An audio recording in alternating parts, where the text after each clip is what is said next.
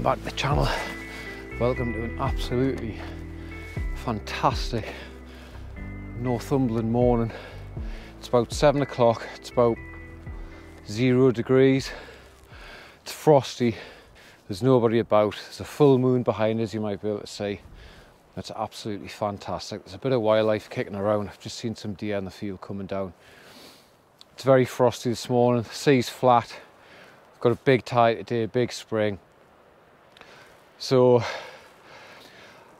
with the sea being flat, tides being big and the wind being low, I'm going to come down and I'm going to get a little bit of take an opportunity just to throw some lures around and just see if I can pull something out, but really just enjoy being out on a fairly rare winter's morning where there's not a lot of wind and the sea's really flat. So anyway, let's get down there, see if we can get something.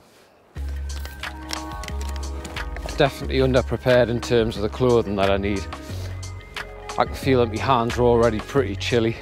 I'm a little bit warmer now, I've started walking, but I've got a feeling when I get down there and I start fishing, my mitts are going to be a little bit cold, so I've got some gloves, but I'll warn you now, they're a bit embarrassing. I bought them off eBay a couple of years ago and they look like, I don't know, they look like Little Red Riding Hood or something, so, but to serve a purpose and keep the wind off my skin, that's all I'm bothered about. I'm pretty excited about this session today. It's the amount of years, well, the amount of years, not quite years, but the amount of time I've spent over the years fishing this mark. Probably from being about 15, my parents had a caravan, sorry, up here, and God, I must have spent every single weekend, winter, spring, summer, well, not so much in the winter, but certainly into the autumn, just fishing around here, just loving it really, just catching coalies, the odd pollock, the odd mackerel obviously in the summer. It's just brilliant. So I'm looking forward just to taking a bit of a trip down memory lane and just being here and doing it really, to be honest. I'm not particularly, don't get us wrong, I'd like to catch something, but it's just nice being out here on these rare occasions where the weather just allows you to do it. And usually I'll walk along the back of the golf course, but this morning I just thought it's far too nice to not walk along the front and have a look at the sea and hopefully get a nice sunrise in a minute. And obviously being over the ruins at Dunstanburgh Castle, it's lovely fishing in the winter because it is a busy market during the summer, but it's nice to be here this morning.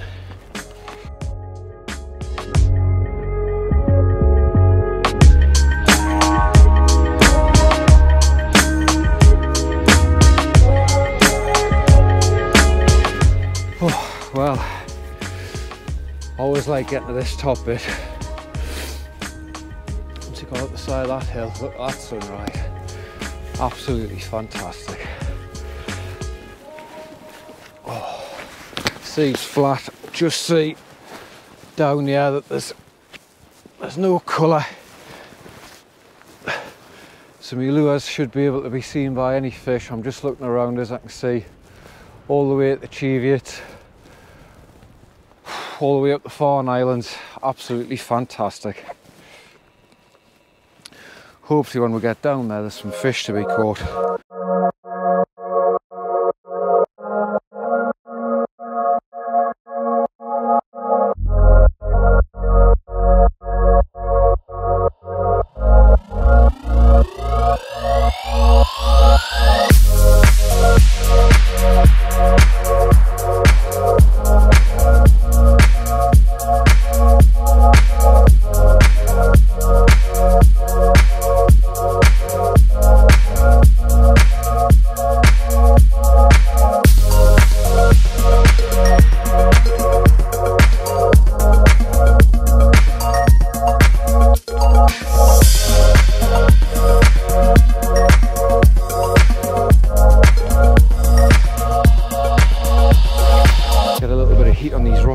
To dry them out. I have to be a wee bit careful about where I'm casting because I don't want to catch my lures in his line, but I'll tell you what, now I'm out that sun, God, you can instantly feel it a lot colder. There's already some nesting birds around here. Look like kittiwakes, I think, but you get like razorbills, fulmars, gulls, obviously cormorants, gannets, stuff like that. Well, I think the last time I used this reel might have been at the Mogsaf bass competition, actually. I've not long owned it. It's a Shimano Vanquish 3000 C3000 MHG. The rod is tailwalk, salty shape. It's 8'7", 5 to 24 gram. Line is Suffix 131 Gore braid, and I've got 2-3 foot of, I think this is about 22 pound fluoro leader. I just like to give it a little run it through your hands, go nice and limp. It's about 18 pound that braid. That's fixed with, you'll not be able to see from there, but an FG knot. And all I'm going to do is put on possibly the most inexpensive type of lure you can think of. 20 gram silver stinger, I think they're called. There might be a different name for them these days. I always used to just know them as silver stingers from when I was a kid. Many years ago, buying them from John at ID Fishing on Chilly Road. This is my little lure box. See, it's just got various little metals, a few paddle tails, a couple of seekers, Savage Gear seekers. They're always pretty lethal. In fact, you know what? That is what I'm going to throw on first. And I may regret it because I don't like losing these, but they are a cracking lure. Really, really good.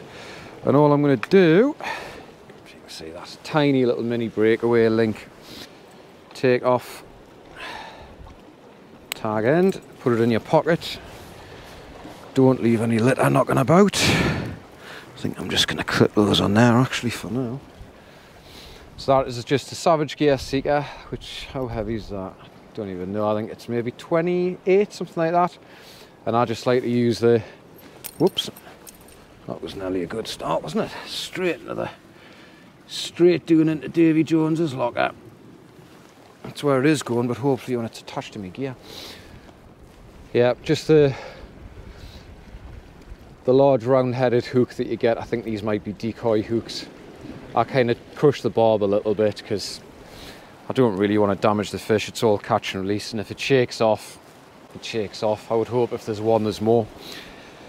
Anyway, cast number 1 of 2024. Right, here we go. Got a little bit of a westerly breeze here. So what I do when it hits the water, because I've got quite a big bow, I just like to let that bow hit the water first and then let everything else off. You can feel, if you put your finger on the spool, you can feel the bow coming round. You can just take it up. I always pull gently on the first as soon as it hits the bottom, just to get it moving. These seekers are great because they've got a sort of ridge on the body, so when they're sinking, depending on how you're fishing them, even on the drop when you first hit the water, they will flutter, and they do attract fish from quite a way away.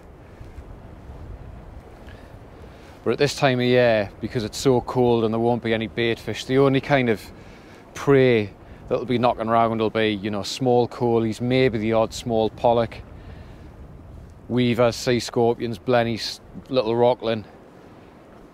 So I'm just moving quite slow because obviously the water's still cold, and you want to try and make your lure as realistic as possible to match what the fish have been chasing, because my theory is, anyway, if you start blasting, cranking really quickly, it's probably not that similar to anything that the fish has seen at this time of year. It's not like the middle of summer where there's big lawns and bigger sand eels kicking around. So I'm just letting that sink down. I'm just going to slowly retrieve, and sometimes what you find is that fish will pluck, especially smaller fish will just sort of pluck at the lure, and all you want to do is just keep winding, and you almost just want to wind into it until the rod really bends round. Usually if you watch the end of your rod, there's a little telltale, it'll just go bang, and then it's on the bottom. And I want to be fishing hard at the bottom here, because that's where the fish will be if there are any.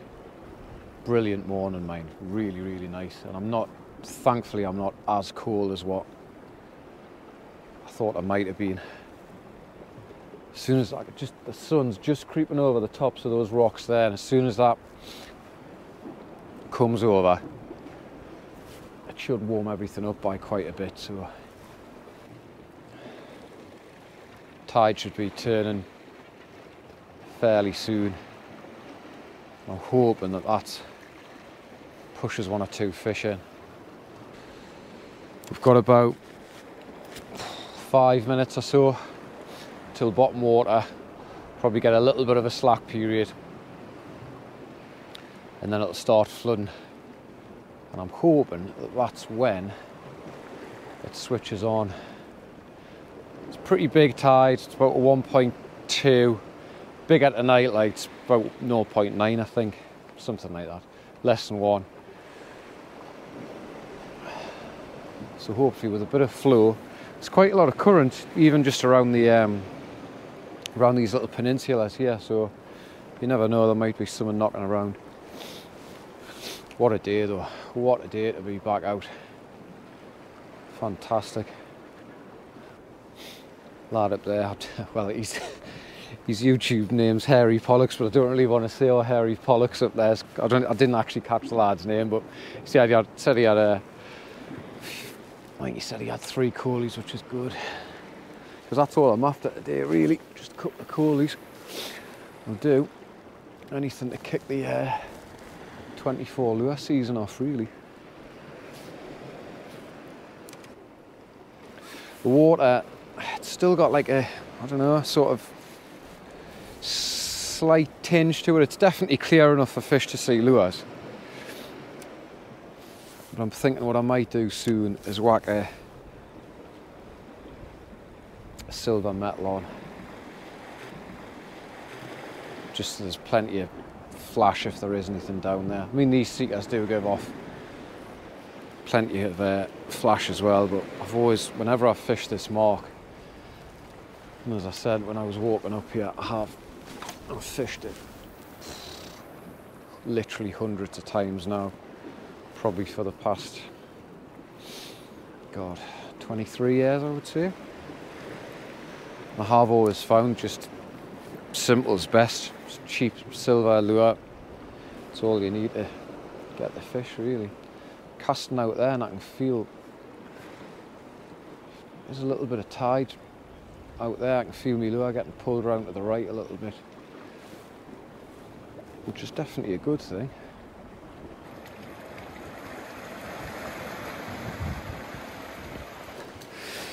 Well, I can tell you, I am very, very pleased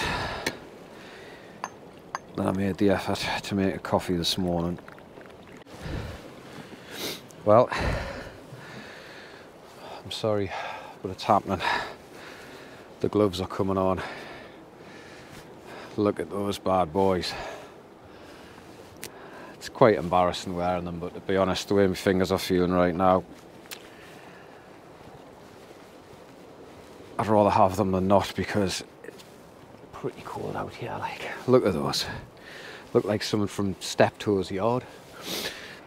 Tide should be nearly turning. We're in the slack water period now. Just waiting for that to hit the bottom and then just start retrieving.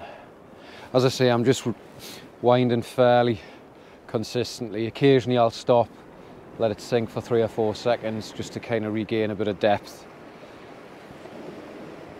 We'll switch around with some different lures, and I might switch around on the retrieve technique as well. Bit of sink and draw just to try and get a bit of flutter in the water and attract anything that's maybe on the bottom looking up.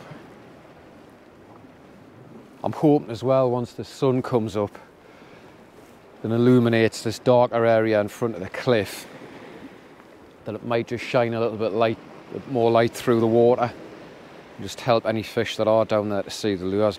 Ordinarily for the likes of bass fishing, obviously for bass fishing, you tend not to want it to be bright at all, but for just slaying coalies and pollock, it really doesn't matter in my experience. So as I mentioned earlier, I always like to use a leader for lure fishing.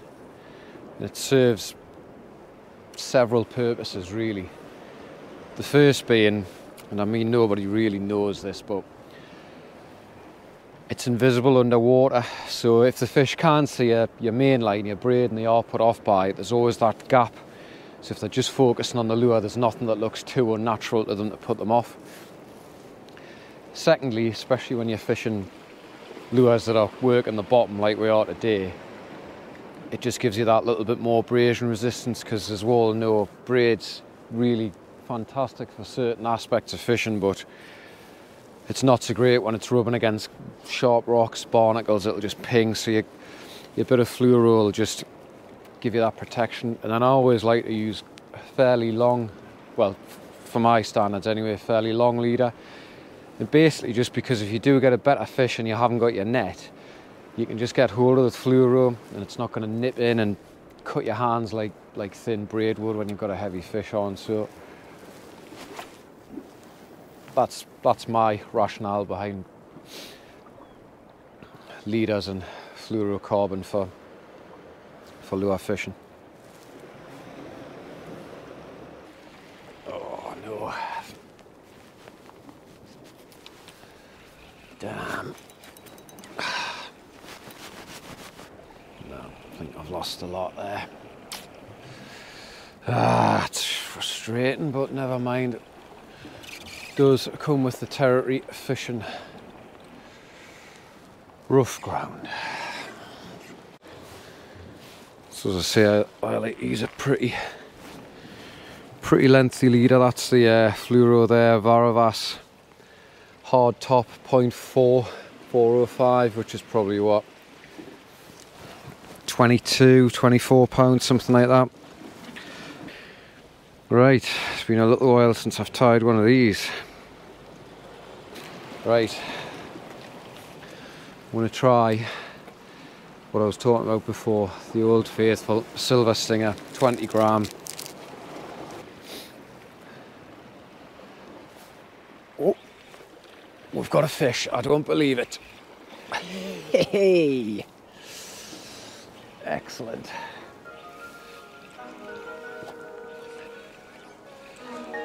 Get in, first cast on that different lure. He's giving a little account of himself. Yes. Am I happy with that, or am I happy with that? Not a big fish, of course, but all I wanted to do today was not blank, and we haven't. That's actually a small pollock. And I'll tell you how I can tell that, because the telltale sign between should I take my barbs off that? Telltale sign between a coley and a pollock is a pollock's bottom jaw is a lot longer than its top jaw, and you can see that quite clearly there. So that is a result. Let's get this little fella back. Yep, he's away. Get in. Happy with that. What you got to remember when you flick your rod up, especially on days like this when there's no wind, you put your rod tip down, it can catch the braid that's still hanging in the air and give you a bit of a tangle. So you've just got to be a little bit careful. Oh yes, we're into a fish again. Slightly better on this actually. I'm gonna yep, really thrashing. Yep, it's giving a good account of itself, this. Just wonder if that turn of the tide is what we needed. I'm going to say that this is a coley based on the scrap. Yep. In fact,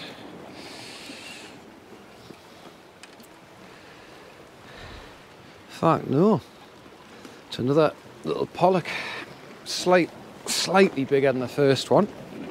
I need to remember to debarb these hooks. Again, you can see this one's slightly bigger. It's got like a lovely sort of purple flank to it. Big equal line along the top as well. Coalies tend to be a bit different. They tend to be darker and greener, and there's no telltale stink with a pollock that you get with a Coalie. As I say,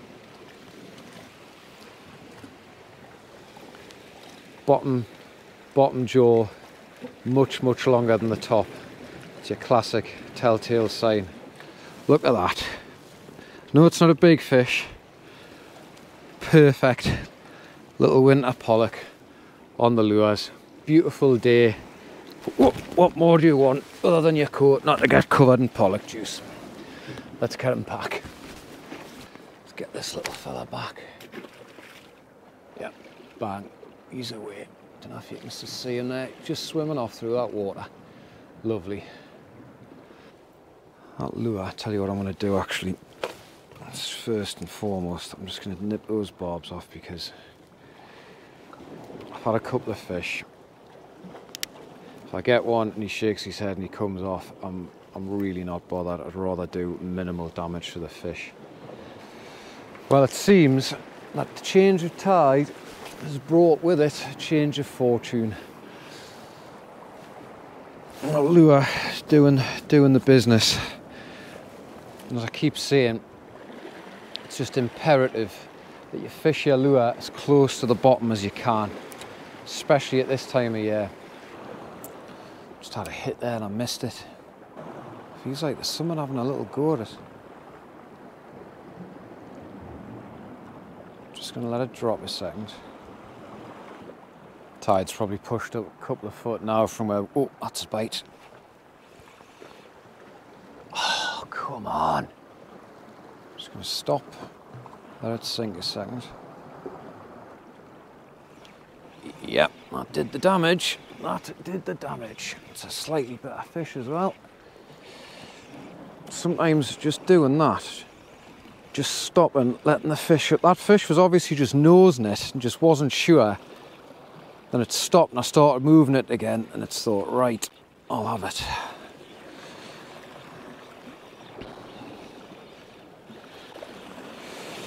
What have we got this time? Right, we've got Mr. Coalie this time. And I'm glad we've got a Coalie because I wanted to show you the difference between the two.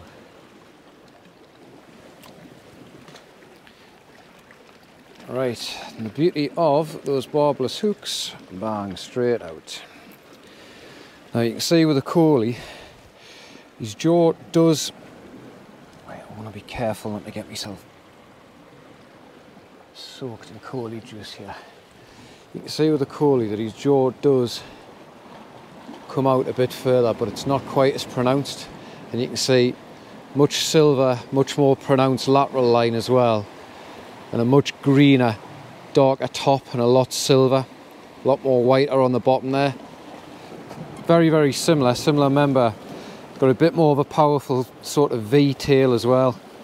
I think Coalie's pound for pound are one of the best scrapping fishes out there. Fish.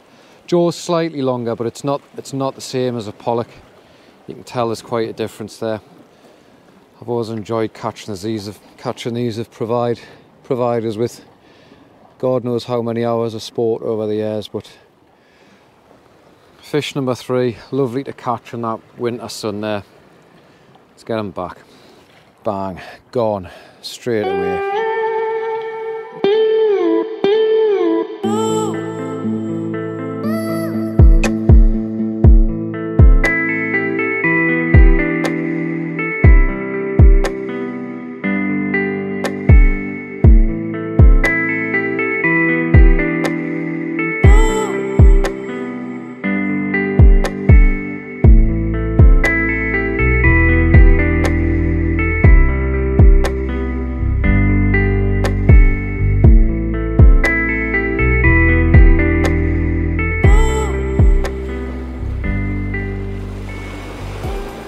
Just had a couple of little taps there. I'm just gonna let that drop a second. Yep, something, haven't it? Yep, there we go. Just shows again on the drop. A couple of taps, just stop the lure, let it sink a bit, and then pick it back up. Does the damage. We've got another little light coloured. Well, it's turning into a canny little session, this. Those barbless hooks. Bang, out you go. And see how much lighter. You see that bottom jaw. And even though this is just a juvenile, big dark eye. Right, let's get him back.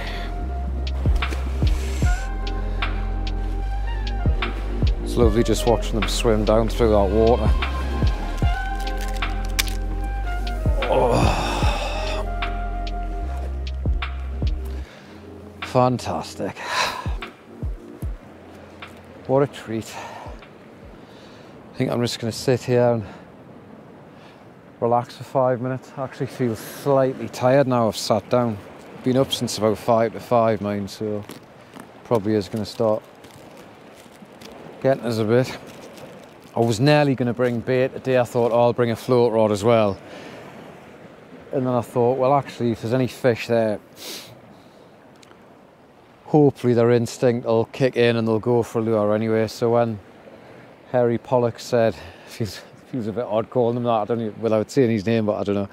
He said he had a few fish. That did make us think, right, well, there's something there.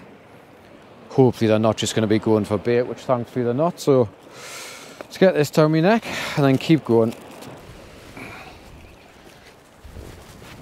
Bollocks. No. Well, frustratingly, took my eye off the ball. And I've paid the price, but not to worry. I've had a few fish, and that's really what we came to do. Right, well, I cast there, took my eye off the ball, lure hit the bottom, bang, lost a lot. That's it's the third lure I've lost, so not to worry, but you've got to be in it to win it. You've got to be on the bottom. So I've really enjoyed today. It's been absolutely fantastic, to be honest. It was cold this morning, obviously, but it was just really nice to get out. Sea's been flat. We've had 4 fish. Did drop another one off.